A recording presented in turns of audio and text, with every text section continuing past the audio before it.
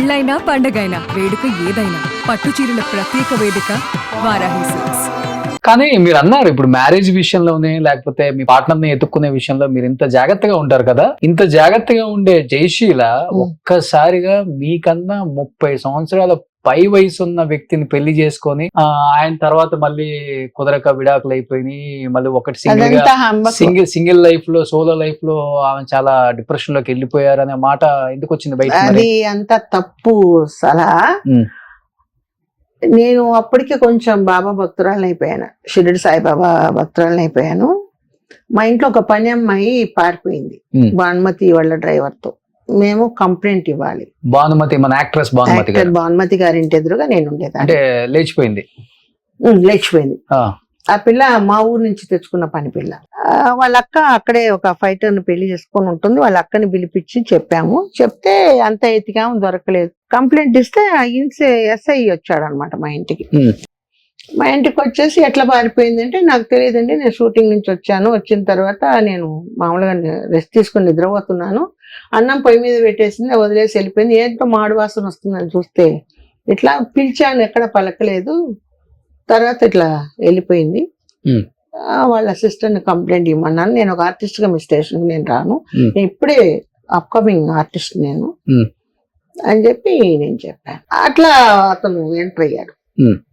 ఎవరు? ఆ ఎస్ఐగా ఉన్న అతను ఎంటర్ అయిన తర్వాత మామూలుగా అప్పుడు ఇట్లా పోతా వస్తా ఎట్లున్నారని నేను మనసులో అనుకుని, నా దగ్గర ఎట్లున్నారని అట్లా విజిట్ చేస్తున్నాడు అని చెప్పి మామూలుగా కొంచెం కోపం ఎక్కువ నాకు. ముందు పోతే వెనకపోతే పోలీసు వాళ్ళు కదా, ఏమవుతుందో తెలీదు. అప్పుడు మనకు అంత నాలెడ్జ్ తమిళ్ లేదు, జస్ట్ మాట్లాడుతున్నాము అనే దీంట్లో ఉంటే ఎట్లా అయితే ఒక రోజు లేదు, నాకు సినిమా యాక్టర్ లాంటి అమ్మాయిని చేసుకోవాలని ఉంది. నేను మ్యారేజ్ చేసుకునే దీంట్లో లేను సార్ యాక్చువల్ గా అని ఇట్లా పోతా అట్లా పోతా ఉంటే మాకు ఫ్రెండ్స్ ఉంటారు కదా మా ఊరు పక్కన. ఏంటి ఈ ఊరికి వచ్చేసి అట్ట పోతా, why don't come to picture అంటాడు నాకు అని. అంటే ఏం చేస్తా, ఇది పనికి మాలేది, ఏం చేస్తామే, సినిమాకి కదా పిలుస్తున్నాడు వెళ్ళేసా అని. వాడితో నేనెట్ వెళ్తాను, బాబు ఎప్పుడే నేను పైకి వస్తున్నా అంటే ఏం చూస్తాను లైన్లో అని. అట్లా మా ఇంటికి రావడం మొదలు పెట్టాడు. ఈ పాపను పారిపోయింది కదా, దాన్ని పిలుచుకొచ్చాడు, అప్పచెప్పేశాడు. నేను వాళ్ళ పేరెంట్స్ కి అప్పచెప్పేశాను. స్కెచ్ చేశారా ఏమన్నా, లేకపోతే మిమ్మల్ని వల్ల వేసుకోవడానికి? అట్లేం లేదు, స్కెచ్ ఏం కాదు. అతనికి ఒక కోరిక, ఒక సినిమా యాక్టర్ లాంటి అమ్మాయిని నా భార్య ఉంటే బాగుండు అని. అతనికి యాక్చువల్గా పెళ్ళి 2 పిల్లలని మనకు తెలీదు. అయ్యో, ఎట్లా అంటే అతని భార్య అనకూడదు, మనం ఇంతలా ఉంటుంది. అర్థమైందా?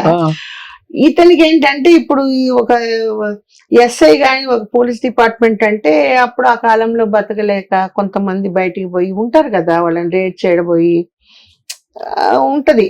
అట్లా ఈ టీ నగర్ అంటేనే మహా ఇది అనమాట. టీ నగర్, రంగరాజపురం, కోటంబాగం ఉంటే సినిమా వాళ్ళంతా అక్కడే ఉంటారు. ఏదో కడప మనం తప్పుగా ఎవరిని అనకూడదు. ఇతను అట్లా తిరిగేసి వచ్చే రకం అనమాట.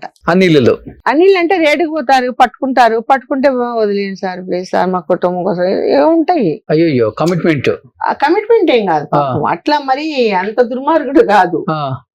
ఆ విషయంలో నేను పాపం తప్పు చెప్పకూడదు. మరి మీరు ఎక్కడ కమిట్ అయ్యారు ఆయనకి? I don't come to picture అన్నాడు. I don't come to by, నేను కార్ తీసుకొస్తాను. కార్ అయినా చూస్తారు కదా నన్ను సినిమా కానీ. First picture this way who love me, ఏంట్రా బాబు ఈ సినిమా పిచ్చి పట్టుకొని అందులో 2వ సినిమాకు అని చెప్పేసేసి ఇంకా ఏం అనలేము. పోలీసు అప్పుడు నన్ను అట్లా అనిన తర్వాత ప్రమోషన్ తో ఇన్స్పెక్టర్ అయిపోయాడు. ఒక 10 రోజులలోనే ఇన్స్పెక్టర్ పోస్ట్ వచ్చింది అతనికి. ఎక్కడ ఎస్ఐగా ఉన్నాడో అదే స్టేషన్ కి ఇన్స్పెక్టర్ అయ్యాడు. అయితే ఏంట్రా బాబు అని చెప్పి నాకు అట్లా వెళ్ళా సినిమాకు. మా కజిన్ ఉంది కదా మా వెళ్ళి ఏమవుదని కూర్చున్న తర్వాత ఇంతే నాది. ఆ సినిమా చూస్తే ఇంతే, ఇచ్చే మాత్రం మెల్లగెళ్ళా. ఇటు పోతే ఇక్కడ ఎవడో ఉంటాడు, ఇటు పోతే ఈడు, ఎట్లా అని ఇన్కన్వీనియంట్ తోనే సినిమా చూసేసి ఎప్పుడెప్పుడా అని ఇంట్లో వచ్చి పడిపోయా. అప్పుడే మాట్లాడలా, ఊరికే జస్ట్ ఇంకా రాకపోతే నాకు నువ్వంటే ఇష్టము ఉమ్, అనేసి ఇంక అట్లా ప్రయాణం అయింది. ఉమ్. పెళ్లి చేసుకున్నారు. పెళ్లి నేను చేసుకోలే, 14 సంవత్సరాలు వెయిట్ చేయించా. ఆ, నేను చేసుకోలే, ఎందుకంటే నా ఏం పెళ్లి చేసుకోవడము ఇది కాదు, లివింగ్ టుగెదర్. లివింగ్ టుగెదర్ కూడా కాదు. తిప్పా బాగా. ఈ ఇండ్లు ఖాళీ చేసి ఇంకొక ఇంట్లో పోతే నా కారు కొన్నా, కారు నెంబర్ చూసి వచ్చేవాడు. ఓకే. ఈ పోలీసు వాళ్ళకి దొరుకుతుందంట కదా, వాళ్ళని కారు నెంబర్ ఇక్కడ అడ్రస్ అంటే చెప్పేస్తారంట. అది కాకుండా కొంత మీడియేటర్స్ ఉంటారంట పాండి బజార్ అటు పక్క, వాళ్ళని ఆర్టిస్ట్ ఎక్కడ ఉంటుందంటే చెప్పేస్తారు. సో ఈయన నుంచి తప్పించుకోవడానికైనా అంత పెద్ద వయసు ఉన్నా గానీ లేదు, ఇతనే అతను. 14 సంవత్సరాల డిఫరెన్స్ నాకు అతనికి. పట్టుబట్టని విక్రమార్క లాగా ఆయన, నేను అవాయిడ్ చేస్తా ఉండేదాన్ని. ఓకే. ఆఫ్టర్ దట్ ఏమైందంటే ఇంకా ఏదో చెప్తారు కదా, బాబా చెప్పాడు అన్ని పండ్లతో తృప్తి పడ, అందని పండ్లకు తృప్తి పడదు. ఎక్కడ పోయిన ఈ గోల్ ఎక్కడ, నాకు ఎవడు చూస్తే వాడు గోకడం, ఎవడొకడు ఉండాలి కదా. అందుకని ఇతనే ఉంచుకున్నారు ఇంకా. మా అమ్మ మా నాన్న చెప్పు ఇరిగిపోతే, మా నాన్నమ్మ ఉండేది అసలు మా ఇంట్లో అనకూడదు, వాళ్ళ కన్వర్ట్ క్రిస్టియన్ ఆయన. వాళ్ళు నాయుడులే, వాళ్ళ నాన్న రైల్వే ఇన్స్పెక్టర్, ఈయన ఫాదర్. అది చెప్పులు ఒక అలవాటు అయిపోయింది. సినిమా ఫీల్డ్కి వచ్చాక చెప్పులు వేసుకొని ఇంట్లో తిరగడం. మా ఇంట్లో చెప్పులు గిప్పులతో తిరగడం అవన్నీ నచ్చవు మా నాన్నమ్మ వాళ్ళకు. కొడితే ఎత్తి అవతల అని చెప్పి మా కొడుకుతో ఇచ్చేసుకుంటారు. మీరేదో తాళి కట్టించుకున్నారా లేకపోతే? లేదండి, రింగు వాళ్ళ శాస్త్రం ప్రకారం ఒక రింగ్ వేస్తారు, క్రాస్ వేస్తారు. వాళ్ళు కన్వర్ట్ క్రిస్టియన్ కాబట్టి. బట్ అతనికి పెళ్ళి, ఇద్దరు తప్పల. కొంతమంది ఆర్టిస్టులకు అదే గతి. ఏంటంటే నేను ప్రతి దగ్గర ఇంటర్వ్యూలో చెప్పేది ఏంటంటే, పెళ్ళైన మీరు ఎవ్వరు లవ్ చేయొద్దండి, చేసినా పెళ్లి చేసుకోవద్దండి. ఇదే నేను చెప్తాను. చాలా మంది ఎగ్జాంపుల్స్ కూడా చూసారు మీరు? చాలా చూసాను అప్పటికే, నేను పెద్ద పెద్దోళ్ళని చూసాను. కాబట్టి నేను ఇచ్చే సలహా ఇది ఒక్కటే. నేను ఎప్పుడు డిక్లేర్ చేశానంటే, భార్య యాక్సిడెంట్ లో చనిపోతే అప్పుడు నేను ఆ బాధ్యత తీసుకున్నాను. ఓకే. అప్పుడు ఫీల్డ్ హైదరాబాద్ కు రావడం, నాకు యాక్సిడెంట్ అవ్వడం తుమ్కూరు దగ్గర, ఒక 1 year బెడ్డెడ్ గా ఉండడం నేను. సో అట్లా సేవలు చేయటం. సేవలు అంటే ఏం లేదు, హాస్పిటల్ నాకు మంచి డాక్టర్ ఉన్నారు, సేమ్కే రెడ్డి గారు. ఆయన కళల పట్ల అభిమాని. మాకందరికి ఒకే డాక్టర్, కృష్ణ విజయ నిర్మల గారికి, నాకు దేవిక గారికి, అందరికి ఆయన. అంటే పిల్లలు వద్దనుకున్నారా? పిల్లలు పుట్టలేదా మరి? లేదు, పిల్లల కోసం, నాకు పిల్లలు అంటే చాలా ఇష్టం. పిల్లల కోసం ట్రై చేశాను, టెస్ట్ బేబీ వరకు వెళ్ళాం. సో అతని హై షుగర్ ఉంది. హై షుగర్ ఉన్నప్పుడు శరత్ గారే నాకు టెస్ట్ బేబీకి అంత, మన శోభన్ బాబు గారు అల్లుడు గైనకాలజిస్ట్ ఆయన, చేసేటప్పుడు థియేటర్ లోపలికి తీసుకెళ్లారు. మళ్ళీ వద్దని బయటకు తీసుకొచ్చేసాడు. ఈ ఇంజెక్షన్స్ అవి ఇచ్చేసి లోపల ఇదే వద్దు, టెస్ట్ బేబీ వెళ్ళినా కూడా అది అతనికి హై షుగర్ ఉంది. ఆ ఎగ్స్ ఫామ్ అయినప్పుడు ఒక్కొక్కసారి బై లక్ ఉంటే మంచి పాప పుడుతుంది, లేకపోతే ఏదో ఒక అవయవం తక్కువగా పుడితే అది ఎత్తుకుంటూ నువ్వు చూడలేవు Padma. Are you telling true అని అడిగాను. అడిగితే ఎస్, ఎందుకంటే నువ్వు ఒక ఆర్టిస్ట్. అది కాకుండా మా మామయ్యతో చాలా సినిమాలు చేసావు శోభన్ బాబు గారితో, నేను చూస్తూ ఉన్నాను. ఇది అంటే సరే, why don't go to adopt to child అని ఆయనే సలహా ఇచ్చాడు. నేను ఇంటికి వచ్చి గోల పెట్టా, ఒక పిల్లని తెచ్చుకుందాం. ఆయనకి 2 పిల్లలు ఉన్నారు. ఫస్ట్ వాళ్ళ భార్య అప్పుడు చాలా మీ ఇద్దరికి గొడవలు ఎక్కువయ్యా? గొడవలు నేను ఎవరితో పెట్టుకుని, ఆవిడ కింద వచ్చి విచారించి వెళ్ళిందంట, మనకు తెలియదు. అదే ఆయన హస్బెండ్ మీరు ఉంచుకున్నారు కదా? నేనే ఉంచుకోలేదు, వాడు నన్ను ఉంచుకున్నాడంటే నేను ఎవరిని ఉంచుకున్నాను. డైరెక్ట్ గా కావాలంటే పెళ్లి చేసుకుందాం అంటాం, కానీ ఉంచుకుని ఆ పదం నాకు నచ్చదు. నేను అదే చెప్పాను. నేను ఫస్ట్ ఏం చెప్పానంటే, నేను నీ క్యాస్ట్ జోలికి రాను, నువ్వు నా క్యాస్ట్ జోలికి రావు. నీకు ఇష్టమైతే నువ్వు నాతో గుళ్ళకు రా, నేను నీ చర్చికి రాను. మరి ఆమె ఎందుకు చనిపోయింది? మరి ఆమె యాక్సిడెంట్ లో చచ్చిపోయింది. ఓకే. తర్వాత పిల్లల్ని అడాప్ట్ చేసుకున్నారు? పిల్లల్ని అడాప్ట్ చేసుకోలేదు, నేను వాళ్ళకి పెళ్లిళ్ళు చేశాను. 2 పిల్లలకు నేనే పెళ్లిళ్ళు. మీ డబ్బులతో? నా డబ్బులు కదా, ఆయన డబ్బు అయినా ఆయన దగ్గర నాకు ఇచ్చినా కూడా నేను వాళ్ళకే పెట్టాను. కానీ బయట ఒక మాట వినిపిస్తుందండి జయశీల గారు, మీ ఆస్తులు మొత్తం ఆయన దోచుకున్నారా లేకపోతే ఆయన ఆస్తులు మొత్తం మీరు దోచుకున్నారో, ఇద్దరి మధ్య అయితే పెద్ద గొడవలు అయినా చివరికి అది కాదు, ఆయన కూడా చనిపోయారు.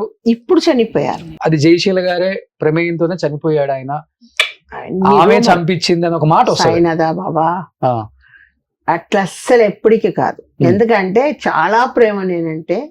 నేనంటే ఆయనకు ప్రేమ, ఆయనంటే నాకు ప్రేమ. ఎందుకంటే అతని వయసు వచ్చి నాకంటే 14 సంవత్సరాలు. ఇది ఆయన ఒక బిడ్డలాగా షుగర్ కంట్రోల్ చేసి తీసుకు ఆయన కోసం నేను ఫీల్డ్ మానేశాను. హైదరాబాద్ రాకుండా చెన్నైలో ఉన్నాను. అర్థమైందా? ఆ అమ్మాయికి 50 సవర్లు అంటే 100 సవర్లు పెట్టి పెళ్లి చేశాను నేను ఆయన కూతురికి. ఆయన కూతురికి. కొడుకు నేను దగ్గరుండి పెళ్లి చేశాను. క్యాస్ట్ ఫీలింగ్ తో అమ్మాయి అలలుయ బిందు గోష్ఠిలో చేరి ఆవిడ హిందూ అని చెప్పి అక్కడ పెట్టింది, అంతేగాని గొడవ. అమ్మాయికి ఒక హ్యాండీక్రాఫ్ట్ అబ్బాయి పుట్టాడు. ఆ పిల్లోడు అందంగా ఉంటాడు. నువ్వు హిందూ దగ్గర పెళ్లి చేసుకోబట్టి హిందూ దగ్గర నాకు ఇట్లా బిడ్డ పుట్టాడని చేసి మా ఇద్దరిని విడగొట్టాలని చెప్పేసి విడగొట్టా. అప్పుడు వాళ్ళ అమ్మ చనిపోయింది. చనిపోయినాకనే నేను అమ్మాయికి మంచి చెడ్డ అన్ని చూసి, మన సినిమా స్టైల్ ఇంతలా ఉంటారు, ఇంత ఇవి అనకూడదు, ఎంట్రుకులు ఎంత వ్యాక్సిన్ లో క్లీన్ చేయించి మన టెక్నీషియన్స్ పెట్టి, మా సినిమా టెక్నీషియన్స్ అంతా బట్టి అమ్మాయిని ఒక షేప్ తెచ్చి పెళ్లి చేశాం. ఇప్పుడు మీతో బాగుంటారా వాళ్ళు? నాకు అబ్బాయి బాగుంటాడు. అమ్మాయి టచ్ లో లేదు. అబ్బాయి కూడా వాళ్ళ నాన్న చనిపోతే వాడే చెప్పాడు, నా అప్ప ఎరందిట్టారు. ఓహో, అసలు ఆయన చనిపోయడానికి మీకు ఆయన కనెక్షన్ లేదు ఇంకా? తీసేసి అబ్బాయిని పెట్టేసి ఇచ్చేసి నడి రోడ్ లో వదిలేసి వెళ్ళిపోయాడు. అప్పటికి మా ఫాదర్ చనిపోయి మా మదర్ నా దగ్గరకు వచ్చారు, భార్య చనిపోయి ఇతను నా దగ్గరికి వచ్చాడు. వీళ్ళిద్దరు సేవ చేయలేక నేను చచ్చిపోతా ఉన్నాను. ఫీల్డ్ ఇక్కడ నన్ను రాణించలేదు హైదరాబాద్ కి. మరి ఎందుకు విడిపోయారు అంత ప్రేమించుకొని పెళ్లి చేసుకొని? బిడ్డ ఇట్లా హ్యాండిక్రాఫ్ట్ గా పుట్టి నాకు ఇట్లాంటి బిడ్డ పుట్టింది, నువ్వు హిందూతో సంసారం చేయబట్టి అని అక్కడ పెట్టింది ఫిట్టింగ్. సో దాని వల్ల మీ ఇద్దరు విడిపోయారు? నా ఇద్దరు. ఓకే. బిడ్డను పోగొట్టుకోలేరు కదండి ఎవరైనా. ఇప్పుడు నేనే ఉన్నా, నా బిడ్డ కోసం నేను త్యాగం చేస్తాను కదా, బిడ్డను పోగొట్టుకోలేను కదా. అదే అతను అలాగే చేశాడు. తర్వాత దీనికి ఎవరు లేరు, ఏదైనా దాని నేను ఒకవేళ ఏదైనా పెట్టినా దాని వాళ్ళ అన్నదమ్ములకు పెట్టుకుంటుందేమో అని అతని ఇది ఈ ఆస్తుల దగ్గరే కదా. అంతే కదా. ఆయన దగ్గర నేను ఒక పైసా కూడా తీసుకోలేదు, ఎంత నాకు కష్టార్జితం. కాకపోతే మీదే ఇంకా ఆయన తిన్నాడు. ఇలా మనం పాపం మాటలు ఎప్పుడు ఎవరిని అనకూడదు. అతను నాది తినలేదు, నేను అతనిది తినలేదు. సో అప్పుడు ఆయన చనిపోయే టైంకి మీకు ఎన్ని సంవత్సరాలు ఆయన చూడక మీరు? నేను ఫస్ట్ ఒక 10 ఏళ్ళు ఇది మళ్ళీ దొంగగా వచ్చాడు ఒకసారి, నన్ను చూడబుద్ధి వచ్చాడు. వచ్చి నేను అడిగాను, ఇట్లా బిడ్డ కోసం ఇట్లా నడి రోడ్ లో వదిలిపెట్టిపోయావు. మిమ్మల్ని నడి రోడ్ లో వదిలేసి వెళ్ళిపోయాడు? అంతే కదా, చెప్పా పెట్టకుండా నేను బ్యాప్టిజం తీసుకున్నాను. ముసలి వయసులో బ్యాప్టిజం తీసుకోవడం ఏంటి? మీరు వినర్ రోషన్ గారు, నేను మానస సరోవర్ అంతా వెళ్ళొచ్చాను. నేను సూర్యాజీ భక్తురాలయ్యాను, సన్ చూసి మెడిటేషన్. నేను చాలా ఈ దీంట్లో డిస్టర్బ్ అయిపోయాను. అయిపోయినప్పుడు నా ఫ్రెండ్ రేఖీ మాస్టర్ సూర్యాజీ వచ్చాడు, ఆ క్లాసెస్ అటెండ్ చేయంటే ఆయన నన్ను ఒక వాట్ ఈస్ ద వాట్ అని, నేను స్వామీజీ వాట్ స్వామీజీ క్రిస్టియన్స్ వచ్చి ఇట్లా మాట్లాడుతున్నారంటే, just ask to 1 question to Christians. 11 years boy అప్పుడు కనిపించకుండా పోయాడు Jesus. After 21 years he will come back to ఇది ఇండియా.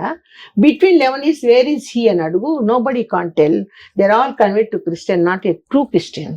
నేను జెరూసలేం కూడా వెళ్ళొచ్చా, కావాలని వెళ్ళొచ్చాను జెరూసలేం. ఆయన తర్వాత మళ్ళీ పెళ్లి చేసుకోవటం కానీ ఇంకా వద్దనుకున్నారు? ఇంకా మొత్తం డివోటీ ఆఫ్ ద సాయిరామ్ అంతే, జీవితం అంతా వదిలేశారు.